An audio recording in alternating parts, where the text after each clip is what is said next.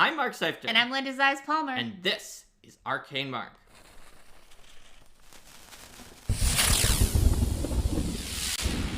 Hello, everyone. Hi, everybody. Welcome to Arcane Mark. Welcome to Arcane Mark, classifying magic. So what is magic? In a campaign setting for a tabletop RPG, which is probably why most of you are here, or in just a world of a fictional, just a book that you're writing, a novel, or anything else that's a fantasy base. What is magic? Magic is typically the sort of supernatural. It could be an unexplainable force, or it could have some explanation or justification for how it works. But the explanation and justification for how it works isn't going to be like, you know, the rules of physics, or like it's not going to have that sort of scientific explanation where it's like, you know, everybody can do this thing, or like this is just how things always work in the world. Well, I mean, usually it might be, but if so, the world is a very fantasy world. Yeah. And it might just be that the rules of physics in that world are magic. But whatever they are, they're not going to be how the rules of physics work in our world. Yes, that's true. So to us, they're going to seem like an alien set of rules or understandings that they may be based on folklore from our world of how magic might work, but they're not based on how our world actually works, unless you're someone who believes in magic in our world, in which case that's good.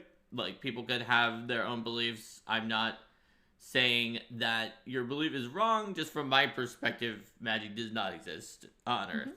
What I was starting to look to do there is to try to distinguish between things that we would consider to be like magic in a setting versus like technology in a setting. That's true. And as Clark's law of any sufficiently advanced technology is indistinguishable from magic, you can have situations where it's unclear, or something is called magic and is later discovered to work from very high technology, or something is called technology and is later discovered to work from magic. There's a lot going on, and that can be part of classifying magic. So what do we mean by classifying magic? Well, before we attempt to talk about classifying and subcategorizing the magic in your setting, we should first try to talk about different sort of genres of how magic could work, because how you can classify magic drastically depends on sort of the genre of magic that you have, which I guess is itself a meta classification of all magic for your setting. So some settings with magic is a wishy-washy wizard did it solution, where it's never really justified. It's never really subcategorized. The magic just kind of happens at the author's contrivance. There's no explanation. Sometimes magic exists that people should have been using the entire book series, if it's a book series, but they don't, and they just suddenly use it in this one place because the author wants something to happen. And then they never use it again, even though it would have been useful both before and after. And in that case, there's not the sense of like having a strong structure behind it that explains how it's used and how it's organized and things like that. It's much harder to classify a magic that's just kind of a plot device for an author. It still is possible because the author can create a classification as a plot device for themselves. But as an outside observer, it makes it much more difficult to classify the magics if there are not some kind of rule or underlying structure to it. And that is different. That is distinct from like when magic is something that sometimes comes in to save the day, but it's not appearing all the time because access to it is restricted in some way. Like, for example, if you have a setting where like magic is only the domain of like fairies or genies or like these other supernatural beings, and like nobody else can use magic, or like where magic is something that involves making a pact with a particular otherworldly force that has motivations that may be different from the motivations of like regular ordinary people, and that may potentially be dangerous or come with costs or drawbacks. That's right. So like a you can cost still have or a drawback is immediately better for actually allowing you to start classifying the magic than just like, nobody used it before because I didn't think of it, I don't know why, and they don't use it again because they decided not to, which there just are series that do that. But even just the cost of like takes a rare ingredient that we didn't have, and Mm-hmm. now we have that ingredient and we can do this spell. Not only makes it so that magic feels like it has more underlying meaning and sense in a setting, but also allows you to start classifying it. Mm-hmm. So let's now that we've gotten through that, I think that most tabletop RPGs have a magic that can be explained in some kind of way. It is not just fully hand Mm-hmm. wavium. Even if the explanation of the magic is that it is kind of hand wavium on the part of the mage. Some settings have that where it's like the mage is pushing their interpretation onto Mm-hmm. reality and reality pushes back. And they can kind of do whatever they want to do because that's how they think of it. And it depends on their explanation of how they're going about it, how hard it is to do so. Like Mage, the Awakening kind of has that explanation, but even though it's that flexible, it is classified and into different types of magic. Because if you don't have some degree of classification, then you don't have somewhere for players and GMs to latch onto to say what is an appropriate thing for magic to be able to do. You don't know if like the mage should be able to summon a great storm that blows, just be able to summon a hurricane, or like if magic is at a level where it's like, oh, I'm gonna create a basic spark. You don't know how to then calibrate or to come up with ideas for what's going to be appropriate, because creating a magic system, that's going to be an important underpinning for your setting, is the way that magic works, and who can use it and what does it take to use it, and like what does it mean to be somebody who can use a little bit of magic versus like a typical magic user. That's right. Thanks for subscribing, Sheppy. So, when you're starting out trying to classify magic into different subcategories, ask yourself, what subcategories do you want to be important in your setting? What will help you tell more stories? We can use Pathfinder 2 as a great example because Pathfinder 2 added a subcategorization during the playtest, and during the remaster, it's going to remove a subcategorization that came from Dungeons and Dragons. So it's actually shifting in two different ways. But there are other ways to do it that aren't Pathfinder 2 way. I'm going to use Pathfinder 2 right now as an example. So we added the 4 essences. Basically, after I went around and talking to some of the people who were working on lore for the setting, particularly James Jacobs and Mark Moreland. I would say secondarily also had some points on this, and heard about this basic idea that would become the 4 essences after being refined a little bit more from ideas that James Jacobs had just had the entire time that just weren't working in like 3rd edition D&D or Pathfinder 1st edition. And so those essences became a way of categorizing magic that into physical, mental, spiritual, and vital or life essences. And then each tradition of magic, which are another way of subcategorizing magic, arcane, primal, occult, and divine, took 2 of those essences in that wheel that were adjacent. So mental and vital were opposed to each other, and they were across. And material and spiritual were across from each other. So matter is the physical building blocks of the world. Spirit is the metaphysical building blocks of the universe. And then mental is like mind, the essence of mind and thought. Whereas vital is life force and like the sort of ingrained instinct that comes from life force that is like beyond or even before thought. So one of the things that this classification system does is that these are broad enough concepts that you can find a place for pretty much anything that you would want magic to do within it. But it also suggests certain things about what kinds of effects you wouldn't necessarily expect to see out of a spell. Like you wouldn't really expect a spell to be pulling from those 2 opposites at the same time because they're not coming together in any sort of traditions. So while it does give you some sense of like maybe magic wouldn't do this, it also is flexible. So when you come up with new spells, you can find a place for them.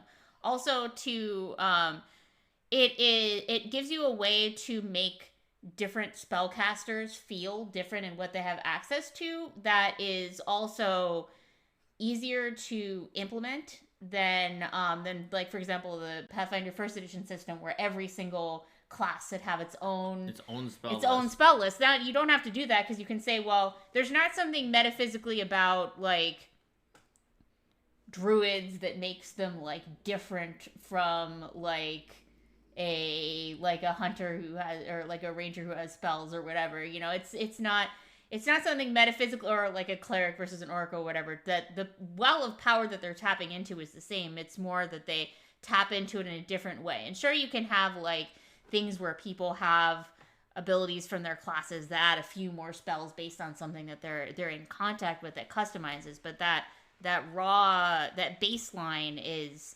consistent. It also says something about the world, that like that there's something about those magics that ties them together. Instead of arcane magic in Pathfinder 2 combines mind and matter. Occult is mind and spirit. Divine is spirit and life. And then primal is life and matter. Mm-hmm. So it goes around the wheel, and they take 2 essences each to combine into these 4 traditions of magic. And then those groups of magic, they work based on the essences they include. So arcane uses mind to study the physical world. It's closest to a science out of all of them, in that it tries to classify magic very kind of scientifically in books.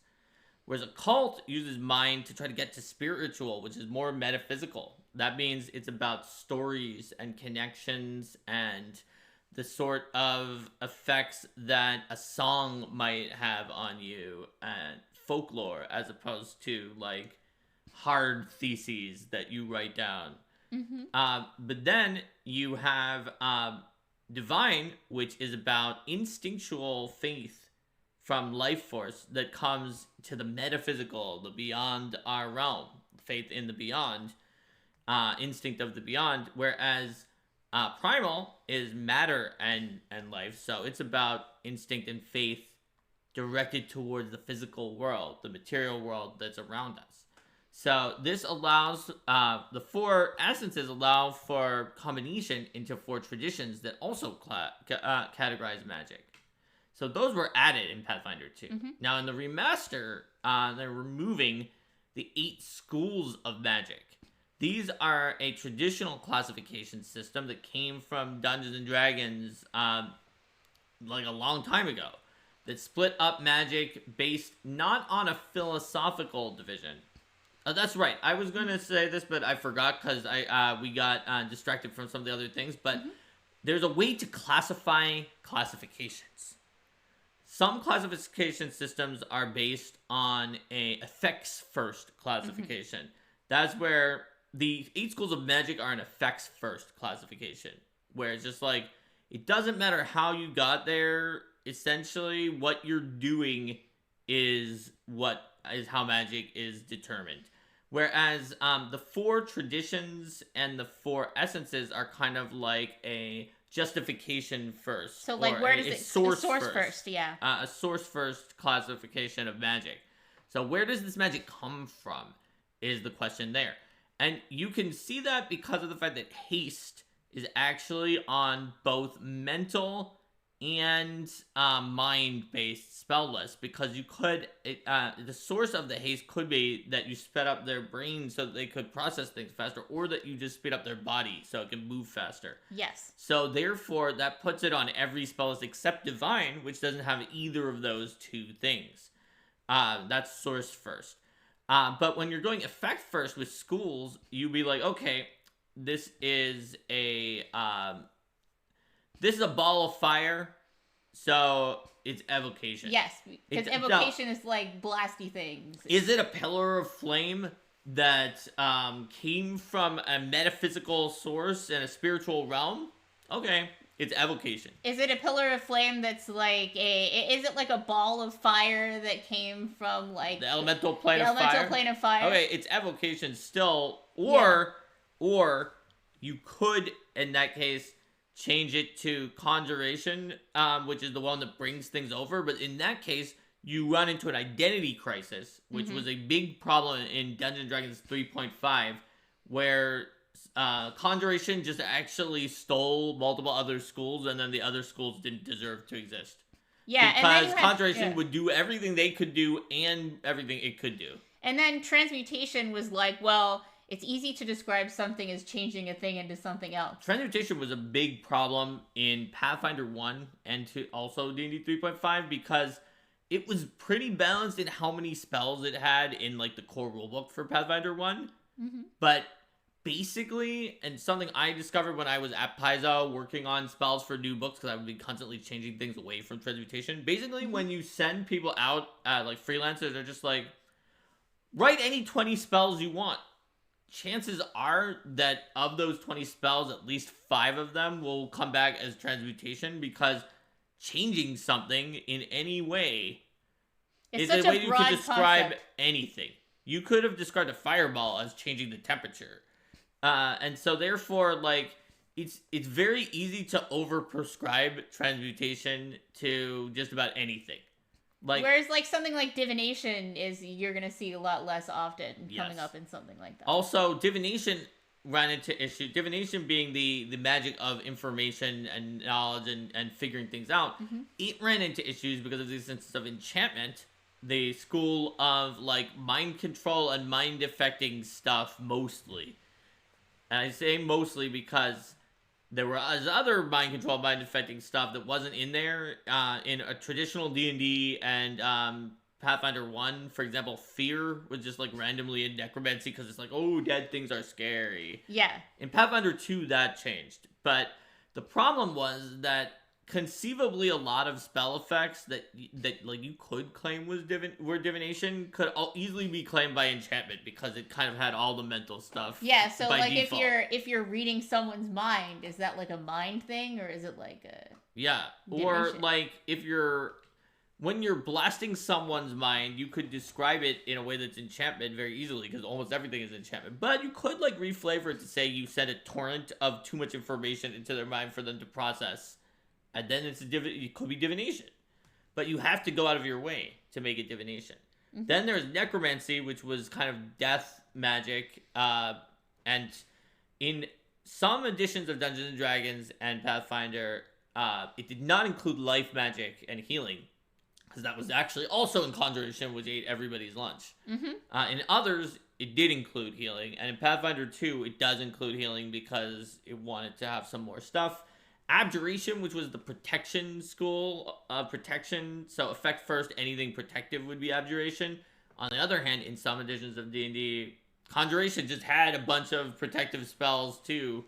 Mm-hmm. For whatever reason, Conjuration was just like, stealing from everybody. So I conjured a protection.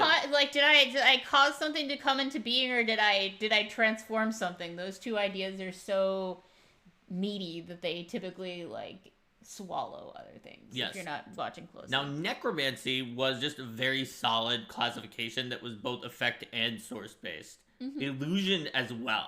Yes. It's an illusion. Mm-hmm. That's the effect. That is the sources that you put some illusory thing either in their mind or like for people to perceive.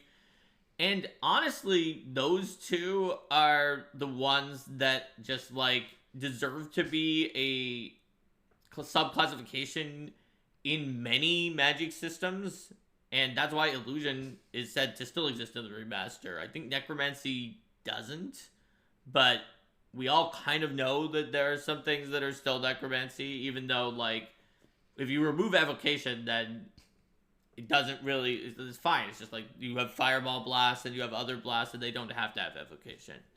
I would say of the 8 schools, the ones that illusion for sure, because it has special rules associated with it, and necromancy secondarily are the two that like really stand out as meaning something.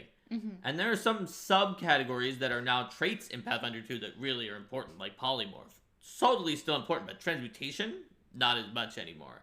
And so the remaster is removing those schools, those classifications. Now, I just used Pathfinder 2 as a case study, but this is not the only way to classify magic.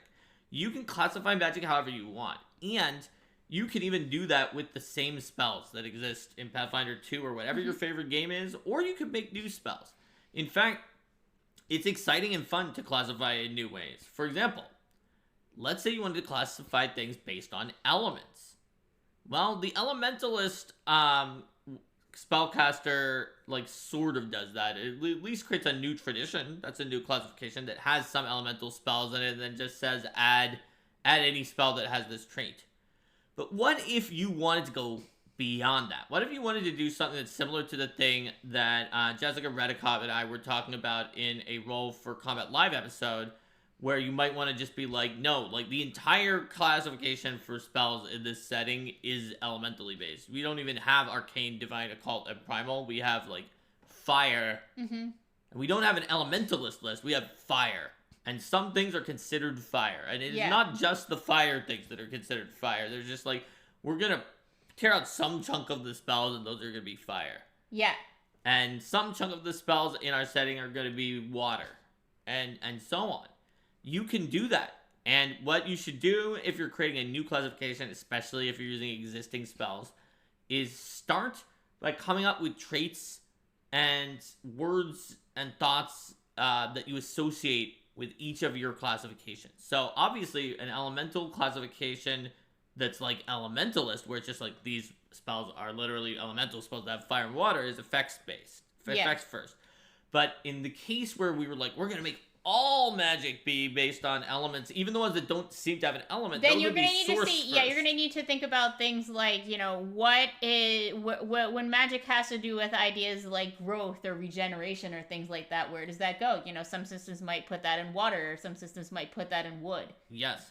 For example, if you're doing an elemental, you should know all system. the elements you're gonna have and divide them out to figure out who gets what and exactly growth. Like enlarge. Mm-hmm. What's gonna have enlarge? What would have that? It's probably like going to be either wood because of the fact that plants grow, maybe earth because of the fact that like boulders and other things are big, and earth is like a place where it's like soil. Earth classifications tend to have things that are about like strength and stability. They might be slow to change, but they might be more defensive. So who has the slow spell? Probably earth, right? How about haste? That's probably air or water, because of the flow of air and water. Though I've seen some things that classify it into fire. For example, I'm playing. It could be. Yeah, I'm playing Divinity Original Sin 2, and in that game, haste is fire. Yeah. I mean, because fire is about energy and speed and things like that. So like you can have, but thinking about like where do these ideas conceptually fall, and then you know, do you have one of your categories that feels like it's got a lot, and then one that feels like it has a little? Then you're probably going to want to shuffle that around a little bit and say, how can I pull some of these ideas into the one that has less, so that we balance out like as you're starting to pull things together, and don't have one that has like all of the things. That's right. So I've seen some interesting things in chat, like mentioning Philip Benz mentioning illusions are hard to adjudicate and the schools of magic have overlap, and a script saying that arcane magic may be about study, but sorcerers can be arcane. It's true, but arcane sorcerers are the main sorcerers who still keep a spellbook and study with the arcane evolution feat, right? It's part of the theme. That's why the arcane evolution feat exists and has that book, and is and also the cult has can pull out different mental spells, which they're still kind of studying, but they don't have a whole book. They just kind of pull up mental spells because theirs is more a little bit more esoteric and loosey goosey. Whereas the ones that were more based on, instead of mental essence, were based on vital essence for sorcerers, life force, are about like drawing on your life force to get more casts of particular spells. Another thing that I think is really interesting in classifying magic is we've been playing World of Darkness, and the idea that you can have multiple magical classification systems that coexist at the same time, in the form of, there's a particular way that fairies cast their magic, and then there's a particular way that mages cast their magic, and they work according to different rules and have their own strengths and limitations. So the sort of fairy style of casting magic is very much like you have these particular effects that are organized into categories, and like you can do what it says on the tin. These are what these spells do. And if you want to do something else, it's extremely expensive and dangerous. Yes. Whereas then for mages, you're in the fairies can some of the things they can just keep doing without cost. With mages, there's always like a cost or a risk that's involved, but it's more customizable what you're gonna do. You're saying, okay, well, I'm gonna put together a spell. I'm gonna craft my own spell, and it's gonna have this effect, but it's still gonna have like certain components you might need to have, like, oh yeah, I need to have a certain degree of knowledge of life and entropy in order to put together this spell. And then the amount that I call upon to make this amount of knowledge that I call upon and prowess that I call upon to make the spell builds together to make its complexity to cast in the first place. That's right. So when you're creating a classification, what you need to do, like we were saying with the element example, put some traits into each of the elements. But then start, if you have an existing list of spells and you're not also creating all of the spells from scratch, start trying to move those spells into your elements and see where you get hung up. Are there some spells that want to be in multiple elements? That could be okay for them to be in multiple elements. Are there some that you just can't place? That's a problem. You're either going to need to figure out if there's some commonality there, and then if there is, add traits to some of your existing elements, or add a new element to fit them. Or if they're all just completely different from each other and don't fit your elements, it could mean that your classification has some significant holes in it. You may want, compared to the list of spells that you have sitting around, you may want to just throw out some of those spells that don't exist in your system. Think about if they're crucial for the game to sort of function and the way that you would expect. If they are, and you would have to add like essentially a new trait to an element, or a new element for like every 2 of these 50 spells, so you don't want to add 25 traits to the elements. There's a few things you could do. You could also have like a sort of universal category that it belongs to. That can be more trouble than it's worth. You could have something that is like a different type of magic that can call upon those. Like, let's say that the things that belong to the traditional elements are things that people can just cast, whereas these other things are like more complicated rituals to bring about certain effects that wouldn't work within the standard paradigm. Or maybe there's like a different type of spellcaster that accesses those kinds of spells in a different way. You so can it's like also a different magical name paradigm. the universal after an element. So you could say this is void or darkness. I've seen some elemental classifications like that, where the darkness classification is the one that could just be anything else, and might even be like where it's like fire magic, it's all this fire stuff. Water, it's all this water stuff. Although darkness, well, who knows what that is, and it's probably something that only that one person has and is different from all the other darkness people. So you could throw in a final element that's just a wild card element that has all the weird stuff, and even though they have no other similarity between them, that is a possible option. And then that's sort of the idea of like these are the magics that don't fit within the established paradigm of the world otherwise. And so like then there's a meaning to that for the purpose of the setting. Like people are probably going to be asking themselves in the setting, how well does this classification actually work? Is there another classification, another theory that better explains what's going on? Or, does this represent something about the nature of magic, that there are these ones that come from this particular source and these ones that come from this particular source? Like, imagine that you have this void element, which is the element that is void of the other elements, and it has all these spells. What does that say about the setting? What does that imply? Is it possible that you find ancient texts that claim that some of the spells that are in void magic used to be in the other existing elements and now they're not? Does that mean that the void is slowly consuming the other elements? Yeah. And that maybe someday everything will be sucked into the void? Or is it the opposite direction, and it used to be that once at the beginning of the universe was the void and the elements are crystallizing and pulling aspects out of the void, and that now in ancient texts some of the things that were said to be in void magic are actually part of other elements? Like, is magic shifting and changing? Yeah. Are the classifications static? Do the elements are the elements something that's like of this world, and then the void magic is something that comes from beyond? And then does that have implications about, your structure of costs and benefits that you're going to put in and around those spells. That's true. You could also have the elements and then be like, everything else is divine intervention of spirits or deities that create these specific effects. And so if it's just like very specific and you've decided that it's not attached to an element because it's just like so idiosyncratic, and you're just, I don't know, wall of flesh. It's a giant wall, it's made of flesh. Mm-hmm. It's not made of wood, so I'm not going to say it's wood. It's made of flesh. So you can just be like, yeah, well, maybe there's some kind of like powerful otherworldly being that creates this wall of flesh. And then maybe in your setting, access to wall of flesh is something that requires making some kind of a connection with that being, and that every time you cast it, it represents drawing upon that being's power. That's right. So when we're talking about, we talked about sort of costs and benefits of this, of magic, and how do you call upon it.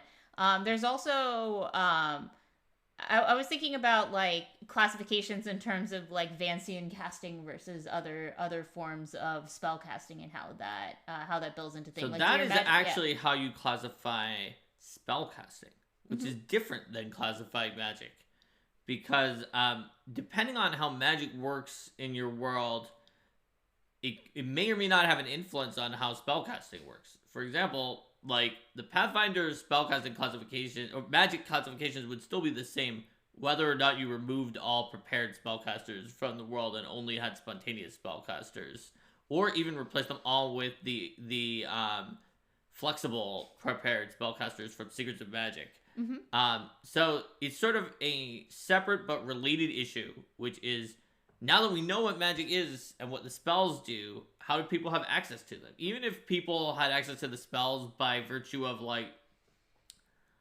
you spend a focus point and draw from a deck of 52 cards that have spell names on them, and whatever it says is the spell that you cast. Like, that's a very different way of spell casting, but it might not change the classification of the magic spells themselves. So let's take a step back then. Spell levels. So spell levels or spell ranks. And spell ranks, yeah. Like, how do you classify the power of a spell? A way to split up spells based on their power level. Now, that is one way to classify spells by power level. Some systems don't have any distinction in power level. Others have a distinction that's more of just a dichotomy of, like, does this spell do something that, like, disrupts the world or not? If it does, then it's harder to cast and it has more consequences. If it doesn't, then it's easier to cast and has fewer consequences. Spell ranks are a pretty common way to classify magic, where you say, like, okay, they go up from 0 or 1 to 9 or 10 or somewhere around there, and each time you go up to a higher rank, it's more powerful. The spell's more powerful that way. Mm-hmm. And that's a way to say, not only say create a sense of progression for characters as they grow stronger, but also to say the magics that are at those highest ranks are only going to be used by a small number of people, whereas you would assume that the ones at those lower ranks are going to be much more prevalent in the world. Yes. Now, you might, in most cases, the higher rank ones are spells that are so much harder to cast. You just get stronger. Maybe you have fewer of them per day. But you can think of other ways of using powerful spell ranks that are not that. Perhaps the ones at higher ranks take longer to cast, or you have to perform a powerful ritual. To go back to the card deck caster, maybe every round you draw 3 cards and you're allowed to hold on to them. And in order to cast a spell, you have to play that spell's card and then discard a number of additional cards that you do not get to play those spells that's equal to, like, the rank of the spell. Well, with the first card that you play being 1. Yeah. So in order to cast a 9th rank spell, you would have to not do anything and cast it on the 3rd round of combat by discarding all your cards and picking 1 to be the actual spell. Well, as a first rank spell, you can just play. Or you could do it on the 4th round by casting a 1st rank on each of the first 3, holding on to the remaining 6 cards, and then on the 4th round, casting a 9th rank spell. Whereas, or you could do a 3rd rank spell every turn. in this hypothetical card draw thing that I just made up, that could be something where even low level spellcasters in the system, obviously you wouldn't use the rank power levels of Pathfinder, where a 9th rank Spell spell is that much more powerful. is so strong that it's worth waiting until round 3 because everything died by like times 5 their maximum hit points or something like that. But the general idea could be in some systems, even maybe a low level spellcaster can do it, but a high level spellcaster draws more cards. Yes. Per round, and so therefore maybe a low level spellcaster draws 2 cards, and it is as powerful as Pathfinder. Where it's like you have if you see the low level spellcaster sitting around doing nothing, you better smash chanting them. and drawing cards. You better smash them in the face because on round 5 they're gonna cast Meteor Swarm. Yes. They didn't literally do anything else on rounds 1 through 4 because it probably like takes your time to like get the cards if you don't cast a spell or something like that. But you better destroy them because otherwise your whole team is going to be destroyed from meteors in the sky, right? And like 5 rounds is so long that maybe that actually is something that could work even at lower levels. And then at higher levels you draw 3 and then 4 and then maybe 5 or something like that. So there's a lot of different ways to build spellcasters that don't require you to reclassify magic each time. But they can give you very interesting pictures into the way that people interact with magic. And your classifications of magic might suggest a form of spellcasting that you wouldn't have thought of under a different classification. For example, with schools of magic, you have specialist wizards who are specialized in those schools of magic. You probably wouldn't have made a wizard that was specialized in 1/8 of all spells if you hadn't divided spells into 1/8 in that same way. Similarly, if you have a sense of magic as being like this randomized pool of spells, then having a card drawing mage makes more sense. Or if magic comes from ley lines that you're kind of tapping into and you don't know what you're going to get when you do that. So is it going to be, to what extent is it randomized? To what extent is it determined? And if there are some elements that are randomized, to what extent can you influence that? Can you redraw your card or re-roll your dice to see what you get? What are the options that are available to you in the pool that you're drawing from? And how does that change over time as you grow more powerful? Are there risks you can take or costs that you can pay in order to change what the options are that are available to you? Are you going to be making pacts to make magic available? Are you going to be like accruing debts to make more things available? Are you going to be gathering materials through quests? That's right. You can also think about when you're classifying magical practitioners, which is different again than classifying magic. Are all your practitioners similar to Pathfinder, where they are kind of Nova-based depletionary spellcasters, where like you have some amount of strong stuff, you could theoretically nuke people with all the most powerful stuff, but then you will not have that stuff. But you could imagine a world, like I even posited this during like very early stages of PF2. It didn't go anywhere because it would have like kind of put them at odds with other spellcasters. Like you can imagine druids or some other growth-based spellcaster being like, no, that's not how I work. I set roots. So at the beginning of the fight, I can only cast my weaker spells. And slowly over time, I can cast more powerful spells as I get in touch with the land right where we are and we're fighting. By the end of the fight, I have more powerful spells that I can use than before. And I don't run out in the same way that you do.